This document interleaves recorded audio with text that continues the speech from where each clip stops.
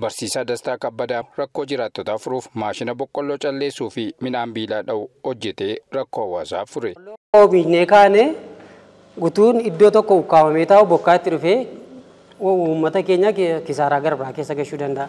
Kanaaf yeroo gabaabaa gidduutti isa teenyee harkaan falfallee harka keenya dhukkubsinee humna dheeraatti baafnu guyyaa gidduutti kumtaala sa'aatii tokkotti kumtaala 7 oomishee akka inni yeroo gabaabaa gidduutti nu baasee dafee callaa sana yeroodhaan nu gashu. Inni qamadii fi ruuzii garaagaraa rukutu kan nu oomishne qamadiin kun amma fakkeenyaaf durii humna guddaadhaanii reebneeti kan nu hojjennu humna guddaa yeroo dheeraa fudhata.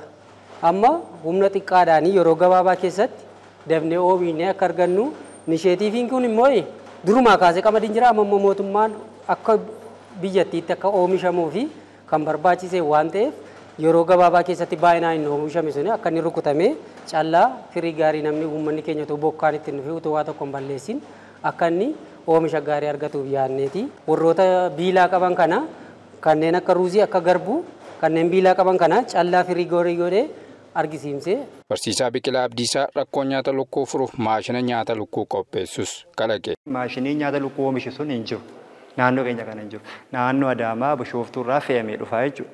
Kanaaf rakkoo kana furuudhaaf akka kolleejjii Pooliteeknikaa Qileetti rakkoo hawaasi keenya kana qabu furuudhaaf maashinii kana naannoo keenya kanatti hojjennee rakkoo hawaasi keenya kana furra jennee maashinii kana hojjechuu danda'eera jechuudha. Dargaggoo Gammachuu Daggafaa fi obbo Tsaggaayee Guddataa immoo kanneen kalaqa kooleejii kanaarraa fayyadamanidha. Kalaqni kun baasii fi yeroo qusachuun cinatti madda galiis ta'eera jedhu. Yoo xiqqaate namni tokko kuntaala tokko iyyuu falfaleen fitu harkaan.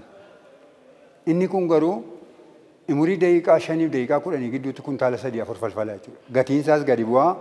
Namoonni akka isaa itti fayyadamanidha. Mana koo fidanii mana koo bukkee dhaabanii ibsaa kan mana kootitti kaa'aniiti achitti ittiin boqqolloo kana naaf falfalanii waan daqiiqaa 30 hin caalle gidduutti waan hin qabu naa hojjetee fixachuu maashiniin boqqolloo iddoo kana keessaa falfalu kun. Tokko madda baajetaa irratti nuuf dabalameera. Hojiin uumameera jechuudha. Inni lammaffaan immoo uummata nu biraa bitatee tajaajilamuu fi faayidaa ta'e argameera.